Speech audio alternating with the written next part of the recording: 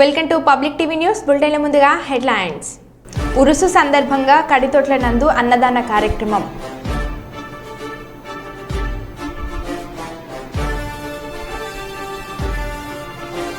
Brain ట్యూమర్తో బాధపడుతున్న చిన్నారి IPS officer కల తీర్చిన అధికారులు.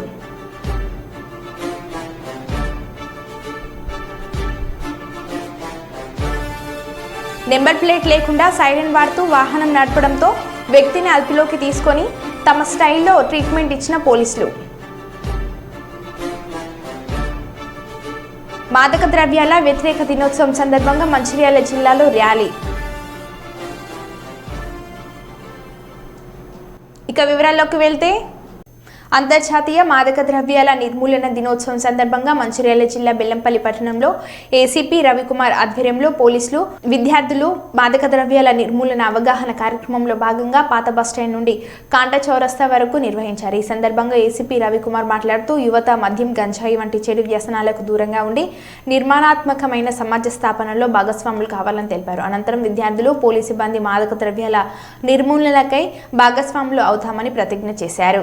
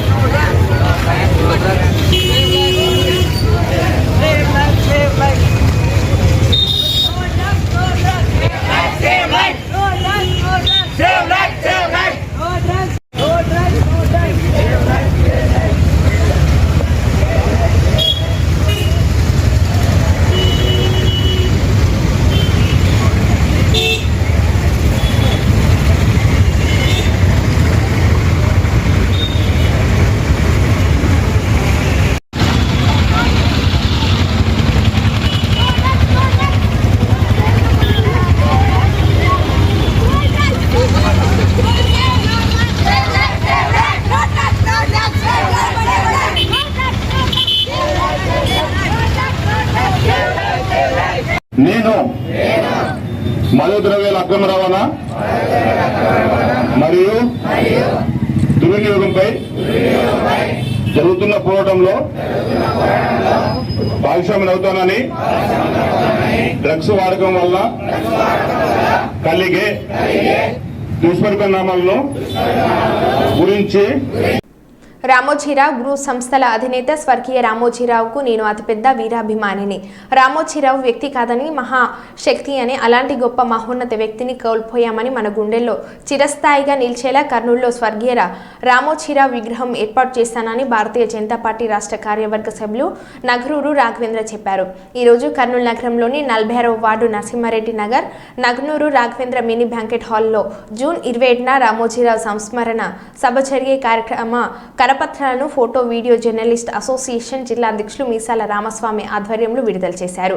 ఈ సందర్భంగా కేవీ సుబ్బారెడ్డి ఇంజనీరింగ్ కళాశాల అధినేత కేవీ సుబ్బారెడ్డి మాట్లాడుతూ స్వర్గీయ రామోజీరావుకు భారతరత్న అవార్డు ఇవ్వాలని కోరారు.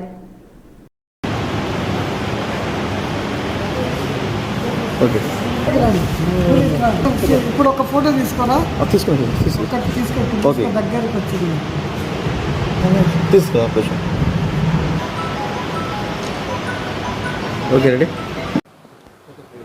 ఆలోచనలను అమలు చేసే విధానం కారణంగా ఈరోజు భారతదేశంలోనే అత్యున్నతమైనటువంటి పత్రికల్లో ఒకటైనటువంటి ఈనాడునైతేనేమి, తర్వాత చిట్ ఫండ్స్ అయితేనేమి, ఫుడ్ అయితేనేమి, హోటల్ రంగం అయితేనేమి, ఏ రంగంలో అడుగుపెట్టినా కూడా అన్ని రంగాల్లో కూడా ఆయనే నెంబర్ 1గా నిలబడ్డాడు. ఆయన ఇంటర్వ్యూలో నేను చాలా చదివాను. మీరు ఏ విధంగా అసలు రామోజీ ఫిల్మ్ సిటీ ఈరోజు మొత్తం ప్రపంచంలోనే ఒక గొప్ప స్టూడియో, రామోజీ ఫిల్మ్ సిటీ అనేది ఒక గొప్ప స్టూడియో. హిందీ సినిమాలు కూడా అనేక సినిమాలు ఇక్కడ వచ్చి షూటింగ్ చేసుకుంటారు.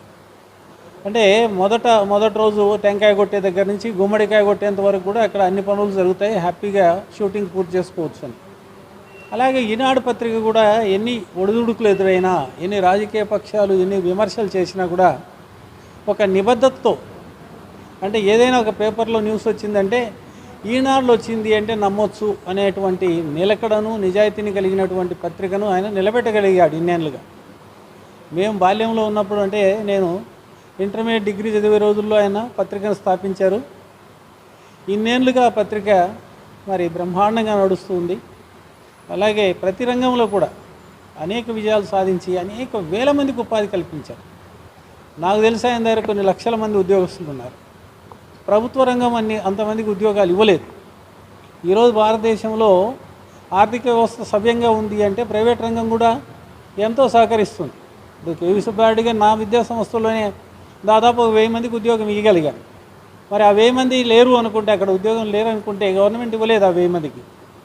సో ప్రతి వ్యక్తి కూడా ఎంతసేపు ఉద్యోగం చేద్దాం, తన భార్యతో పిల్లలతో షికారు చేసుకుంటూ హాయిగా ఇంట్లో పడుకుందాం అనుకోకుండా 10 మందికి ఉపయోగపడేటువంటి ఏదో కార్యక్రమం చేపట్టాలి. దానికి రామోజీరావు గారు ఖచ్చితంగా స్ఫూర్తి. అలాంటి మహానుభావుడు మనకు దూరం కావడం చాలా బాధాకరం. వారికి తప్పకుండా మరి నా అంచనా ప్రకారం భారతరత్న కూడా త్వరలోనే కేంద్ర ప్రభుత్వం ఇస్తుందని ఆకాంక్షిస్తూ, వారి ఆత్మ ఎక్కడున్నా సరే సుఖశాంతులతో ఉండాలని, వారి పిల్లలు మనవలు మనవరాలందరూ కూడా ఆయన పేరు ప్రతిష్టలు కూడా మరింత పెంచాలని ఆకాంక్షిస్తున్నారు. రామోజీరావు గారు అంటే ఒక వ్యక్తి కాదు, ఒక శక్తి. మేము రామోజీరావు గారికి అతిపెద్ద ఫ్యాన్స్. ఎందుకంటే అలాంటి పనులు ఆయన చేశారు. అంటే దేశానికి అనుకోవచ్చు, మన రాష్ట్రానికి అనుకోవచ్చు. చిన్న పొదుపులు చేసుకునే మహిళల నుంచి ఎన్నో కుటుంబాలు, వేల కుటుంబాలు ఆయనకి నిజంగా ధన్యవాదాలు చేయాలి. ఎంతోమంది పెళ్ళిళ్ళు, ఎంతోమంది ఆడబిడ్డల పెళ్ళిళ్ళు కానీ, ఆపరేషన్లు కానీ, ఎన్నో హెల్త్ ప్రాబ్లమ్స్ ఉంటే కానీ రెక్టిఫికేషన్ జరిగినాయి ఆయన పొదుపు సంఘాలలో చేసినవి. అలాంటిది ఒక మహోన్నత వ్యక్తిని మనం కోల్పోవడం జరిగింది. అలాంటి మహోన్నత వ్యక్తికి ఈరోజు మనము సంస్కరణ దినోత్సవం చేస్తున్నాము 27వ తేదీన. ఇలాంటి వ్యక్తిని మనము ఈరోజు మన పక్కన లేడంటే చాలా బాధగా ఉంది. మన వ్యక్తికి మనం ఎందుకు స్టాచ్యూ పెట్టకూడదనే ఇది ఉంది నాకు. ఖచ్చితంగా నా వంతు నేను నా డబ్బు వేసుకుని అయినా రామోజీరావు స్టాచ్యూ అనేది నేను కర్నూలులో ఏర్పాటు చేస్తాను. కర్నూలు ఒకటే కాదు, అన్ని జిల్లాల్లో కూడా రామోజీరావు స్టాచ్యూ అనేది ఏర్పాటు చేయాలనుకుంటున్నాను. నా వంతు నేను స్టాచ్యూకి నేను డబ్బులు ఇచ్చి ఖచ్చితంగా నా వంతు నేను స్టాచ్యూలు అన్ని జిల్లాల్లో కూడా రామోజీరావు గారి స్టాచ్యూలు నేను ఏర్పాటు చేస్తానని నేను తెలియజేసుకుంటున్నాను. ఈరోజు ఢిల్లీలో ఆంధ్ర రాష్ట్ర భారత జాతీయ పార్టీ అధ్యక్షురాలు దగ్గుపాటి పురంధేశ్వరిని వారి నివాస స్వగృహం నందు బంగనపల్లి బీజేపీ కన్వీనర్ డివి సుబ్బారెడ్డి మరియు రాష్ట్ర మైనార్టీ మోక్ష ఉపాధ్యక్షులు కరీముల్లా కలిశారు. అనంతరం పుష్పగుచ్చాలతో వారిని సన్మానించడం జరిగింది.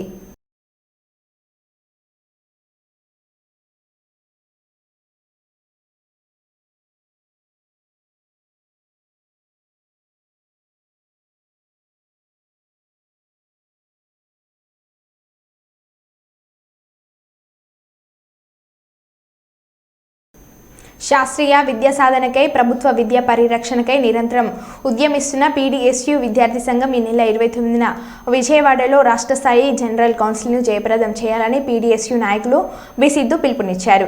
ఈ సందర్భంగా రామచంద్రపురం పట్టణంలో స్థానిక ఎస్సీ అంబేద్కర్ బాయ్స్ కళాశాల హాస్టల్లో పీడీఎస్యూ రాష్ట్ర జనరల్ కౌన్సిల్ పోస్టర్ ఆవిష్కరణ చేశారు. ఈ సందర్భంగా పీడీఎస్యూ నాయకులు బి సిద్ధు మాట్లాడుతూ 1974 ఏర్పడిన పీడీఎస్యూ స్వేచ్ఛా సమానత్వం కోసం శాస్త్రీయ విద్యా సాధన కొరకు నూతన ప్రజాస్వామిక వ్యవస్థాపక నిర్మాణం కోసం అవిశ్రాంతంగా కృషి చేస్తుందన్నారు. సమానత్వం కోసం, శాస్త్రీయ విద్యా విధానం కోసం విద్యను జాతీకరణ చేయాలనే ఉద్దేశంతో అనేక పోరాటాలు నిర్వహించింది. ఆ క్రమంలోనే పీడీఎస్యూలో అనేక మంది తమ విలువైన ప్రాణాలను అర్పించారు.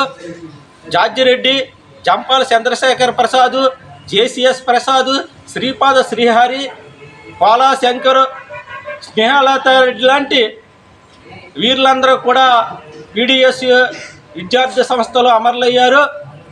అదేవిధంగా నేడు పీడీఎస్యూ దేశవ్యాప్తంగా అనేక సమస్యల మీద పోరాటం చేస్తుంది. ఆ క్రమంలో పీడీఎస్యూ సంస్థను బలోపేతం చేయడం కోసం ఈ నెల 29వ తేదీన విజయవాడలో బాలోత్సవ భవనంలో పీడీఎస్యూ జనరల్ కౌన్సిల్ సమావేశం జరుగుతుంది. ఇందులో దేశంలో రాష్ట్రంలో విద్యార్థులు ఎదుర్కొంటున్న సమస్యల మీద చర్చించడం జరుగుతుంది. అదేవిధంగా విద్యార్థులకి అందరికీ అమ్మఒడి, విద్య దీవెన, వసతి దీవెన ఇవ్వాలని డిమాండ్ చేస్తున్నాం. అదే పాత పథకాలు విడుదల చేయాలని చేస్తున్నాం. అదేవిధంగా నీటు ఎంట్రన్స్ టెస్ట్లో జరిగిన అవినీతి అక్రమాలపై సమగ్ర దర్యాప్తు చేయాలని డిమాండ్ చేస్తున్నాం. అదేవిధంగా దేశంలో విద్యార్థుల సమస్యల మీద కేంద్ర రాష్ట్ర ప్రభుత్వాలు మరి జీడీపీలో 6% వరకు కేటాయించాలని డిమాండ్ చేస్తున్నాం. ఆ క్రమంలోనే పీడిఎస్యు సంస్థ యొక్క నిర్మాణాన్ని బలోపేతం చేయడం కోసం మరి విజయవాడలో 29వ తేదీన ఈ జనరల్ కౌన్సిల్ జరుగుతుంది. విద్యార్థులందరూ కూడా ఉమ్మడి తూర్పుగోదావరి జిల్లా నలుమూలల నుంచి తరలి రావాలని కోరుతున్నాం. కర్నూలు జిల్లాలో వీఆర్ఓల ద్వారా వెరిఫికేషన్ చేయించిన తర్వాత కుల ధృవీకరణ పత్రాలు మంజూరు చేయబడతాయని ఇన్ఛార్జ్ కలెక్టర్ నారపు మౌర్య పేర్కొన్నారు. ఇన్ఛార్జ్ కలెక్టర్ మాట్లాడుతూ బీసీ, ఎస్సీ, ఎస్టీ కులాలకు సంబంధించి ఇంకా 2,29,685 మంది కుల ధృవీకరణ పత్రాలు తీసుకుని వారు ఉన్నారని, సీసీఎల్ఏ ఆదేశానుసారం ఈ రోజు నుంచి వీఆర్ఓల ద్వారా ఇంటింటి సర్వే చేయించి వారి కులము, మొబైల్ నెంబర్ తదితర పూర్తి వివరాలను ఆన్లైన్లో నమోదు చేస్తారని, నమోదైన వివరాలను ఆయా తహసీల్దార్ కుల ధృవీకరణ చేసిన తర్వాత ఆయా కులాలకు సంబంధించిన వారికి కుల ధృవీకరణ పత్రాలు ఆటోమేటిక్గా జనరేట్ కానబడతాయని, జనరేట్ కాబడిన ధృవీకరణ పత్రాలను సచివాలయం ద్వారా పొందవచ్చని ఇన్ఛార్జ్ కలెక్టర్ తెలియజేశారు.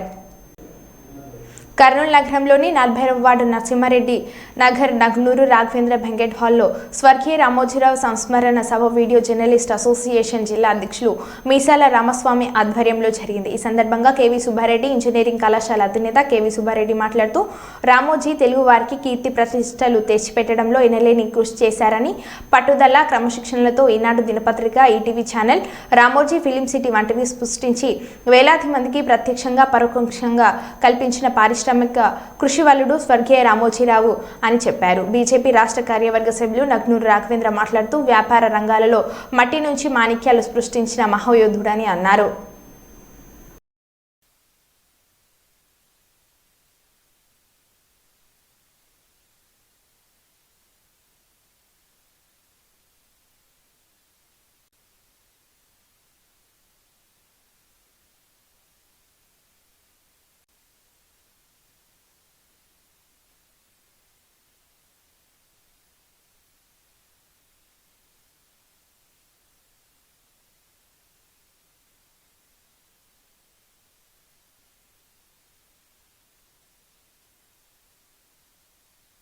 నరసింహారెడ్డి నగర్ నందు రామోజీరావు సార్ గారి సంస్మరణ సభకి ఈరోజు హాజరు కావడం జరిగినది. రామోజీరావు గారు చాలా గొప్ప మహోన్నత గల వ్యక్తి. అలాగే మన భారతదేశంలోనే ఆయన మీడియా రంగంలో, అలాగే పత్రికా రంగంలో చాలా విలువలతో కూడినటువంటి వార్తలు రాయడం, అలాగే సమాజానికి మంచి విషయాలను చేరవేయడంలో చాలా ప్రముఖ పాత్ర వహించినటువంటి వ్యక్తి మన రామోజీరావు గారు.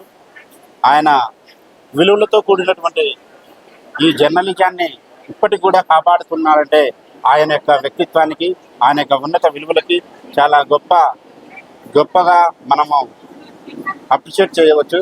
ఎందుకంటే రామోజీరావు గారు చాలా ఆయన మహోన్నత గల వ్యక్తి అయినటువంటి రామోజీరావు గారు మన భారతదేశానికి ఒక ఖ్యాతిని తెలుగు జాతిని ఒక భారతదేశంలోనే వెలుగెత్తి చూపినటువంటి మన మీడియా రంగం ద్వారా చేసినటువంటి వ్యక్తి ఆ రామోజీరావు గారికి ఈరోజు సంస్మరణ సభను ఏర్పాటు చేసినందుకు ఈరోజు మనం నివాళులు అర్పించడం జరిగినది. చాలా సంతోషమైన దినం. ఎందుకంటే మన ఆంధ్రప్రదేశ్కే కాదు, దేనికి ముఖ్య వ్యాపార రంగంలో కానీ, మరి మీడియా రంగంలో కానీ, అన్ని రంగాలలో మరి ఆయన ముఖ్య ఫస్ట్ అంటే A1గా నిలిచిన మన రామోజీరావు గారిని ఈరోజు సంస్మరణ సభగా మనము ఆయనకు నివాళులు అర్పించడము చాలా గర్వించతగ్గ విషయం. ఎందుకంటే ఈ సంస్మరణల సభ వల్ల అందరికీ ఆయనను గురించి తెలియజేయడం కూడా మనము మన ముఖ్య కార్యక్రమము. కొంతమందికి అంటే రామోజీరావు అంటే తెలియకపోవడం అనేది 100కి 100 పాళ్ళు అబద్ధం. అందరికీ తెలిసిన వ్యక్తి ఆయన. కాబట్టి అలాంటి వ్యక్తిని మనం ఈరోజు ఆయన సంస్మరణ సభ చేసుకుంటూ మరి మా నగరూరి రాఘవేంద్ర ఈ సభను ఏర్పాటు చేయడం కూడా చాలా గర్వించతగ్గ విషయము. అలాంటి వారికి కేవి సుబ్బారెడ్డి గారు దీనికి ముఖ్య అతిథిగా వచ్చి ఈ సభను మనకు విజయవంతం చేసినందుకు మరి కేవీఆర్ కాలేజీ పిల్లలకు వాళ్ళ ప్రిన్సిపల్ వాళ్లకు మరి దీంట్లో పాల్గొన్న కోడుమూరు ఎమ్మెల్యే మరి బీసీ నాయకులు మరి ఇంకో అందరికీ నా మీడియా మిత్రులకు అందరికీ నా మీడియా ప్రతినిధులకి మరియు ఇక్కడికి వచ్చినటువంటి పెద్దలందరికీ నా నమస్కారాలు. ముందుగా మనము రామోజీరావు గురించి ఈరోజు ఇక్కడ సంస్కరణ సభ చేశాము. మాతో పాటు కేవి సుబ్బారెడ్డి గారు ఇక్కడికి వచ్చిన అందరూ ఈ సంస్కరణ సభలో భాగంగా ఈరోజు ఈ సభ చేయడం జరిగింది. చాలా సంతోషమైన రోజు. ఎందుకంటే మనం రామోజీరావు గారు లేనందువల్ల ఈరోజు అందరికీ అతడు దేవుడు అయినాడు. ఇంతకుముందు అతడు ఒక ప్రముఖ పారిశ్రామికవేత్త. ఎవరు అడిగినా ఏమడిగినా అతడు కాదనడు. ఎన్నో రంగాల్లో అంటే అనేక రంగాల మీడియా రంగంలో కానీ తర్వాత వచ్చేసి బిజినెస్ రంగంలో కానీ అలా రామోజీ ఫిలిం సిటీ కానీ అలాంటివి ఎన్నో స్థాపించాడు. తర్వాత పిల్లలకే కాదు అంటే పిల్లలకి ఆయన ఎలాంటి లాభం చేకూర్చారంటే పిల్లలకు కానీ ఎవరికి కానీ ఆయన వచ్చే ఆర్టికల్స్ ఈనాడులో ఆర్టికల్స్ కానీ దేంట్లో కానీ పిల్లల చదువుకు కానీ వాళ్ళు నెక్స్ట్ లెవెల్లో వెళ్ళడం కానీ అలాంటి ఆర్టికల్స్లో మంచి ఆర్టికల్స్ చదివి ఈరోజు ఎంతో మంచి పదవులలో ఉన్నారు. అలానే కాకుండా మార్గదర్శి చిట్ ఫండ్లోనూ ఎంతో మంది మహిళలు పొదుపు చేసుకుంటూ వాళ్ళ పిల్లలకి అంటే జీవితాలు ఇచ్చి అంటే చదువులే కాకుండా వాళ్ళకి పెళ్లిళ్ళు చేస్తూ ఎంతో మంది అంటే ముసలివారైన వారు కూడా దాంట్లో పొదుపు చేసుకుంటూ మంచి ఇల్లులు కట్టించుకొని వాళ్ళు సంతోషంగా ఈరోజు గడుపుతున్నారంటే కారణం కేవలం రామోజీరావు గారని నేను తెలియజేసుకుంటున్నాను. ఇలాంటి వ్యక్తులు మనకి ఎప్పుడో ఒకసారి పుడతారు. ఇదే అంటే వీళ్ళు పుట్టినప్పుడు దైవం అదే మనం పుట్టపర్తి సాయిబాబా గారు కానీ తర్వాత రామోజీరావు గారు కానీ ఎన్టీఆర్ గారు కానీ ఉన్నప్పుడు వాళ్ళు మంచి నాయకులుగా ఉంటారు. వాళ్ళు పోయాక వాళ్ళు దేవుళ్ళు అవుతారు. అలాంటి వ్యక్తి మన రామోజీరావు గారు.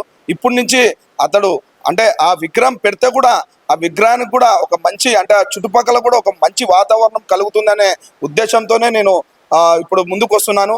రామోజీరావు గారి విగ్రహాల్లో ముందుగా కర్నూలులో స్థాపిస్తాను. నేను ఖచ్చితంగా స్థాపించి రామోజీరావు గారి గురించి మొత్తం చిన్న బుక్కులు కొట్టించి నా వంతు నేను కృషి చేసి అందరికి పంచుతానని నేను తెలియజేసుకుంటున్నాను. నమస్కారం. మనుషులు ఋషులు అవుతారు, మహాపురుషులు అవుతారు అనేది మనం అడవి రాముడిలో విన్నటువంటి ఒక అద్భుతమైన పాట. నిజానికి నా రింగ్ టోన్ కూడా ఎన్నో ఏళ్ళుగా అదొక స్ఫూర్తిదాయకమైనటువంటి ప్రయాణాన్ని సాగించేందుకు దోహదపడేటువంటి విషయం. రామోజీరావు గారు అంతకన్నా ముందే ఆ పాట కన్నా ఎన్నో సంవత్సరాల ముందే ఈ కృషిని నమ్మారు.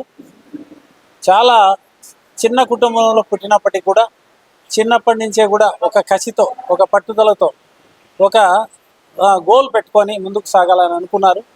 మొట్టమొదటిగా చిట్ ఫండ్ రంగంలో, ఆ తర్వాత పత్రికా రంగంలో, తర్వాత టీవీ రంగంలో, తర్వాత రామోజీ ఫిల్మ్ స్టూడియో ద్వారా తర్వాత అనేక రకాలైనటువంటి వ్యాపారాలు ప్రతి రంగంలో వారు ఒక ముద్ర వేశారు. ఏ రంగంలో అయినా దాదాపు వాళ్ళే నెంబర్ 1. అలాంటి మహనీయుడు కొన్ని లక్షల మందికి ఉద్యోగాలు కల్పించారు. ప్రైవేట్ రంగం లేకపోతే భారతదేశం ఈరోజు ఇంత బలంగా ఉండేది కాదు. పివి నరసింహారావు గారి పుణ్యమాని ప్రైవేట్ రంగాన్ని కూడా ప్రభుత్వంతో పాటు భాగస్వామ్యం చేయడం వల్ల అనేక మంది పబ్లిక్ లైఫ్లోకి వచ్చారు. అనేక మందికి ఉద్యోగ అవకాశాలు చూపించారు. ఈరోజు ఉదాహరణకు మనకు సాఫ్ట్వేర్ రంగం కనుక లేకపోతే భారతదేశంలో అసలు పొలాల రేట్లు ఒకనాటిలాగే ఎకరా 500, 300 లేదా 5,000. మరీ ముఖ్యంగా రామోజీరావు గారు దానికి ఆద్యుడు అని చెప్పొచ్చు. అలాంటి మహనీయుడు ఇటీవల మనకు దూరం కావడం, వారికి ఈరోజు మనం నివాళులు అర్పించడం ఒక రకంగా బాధాకరం, కానీ మన బాధ్యత.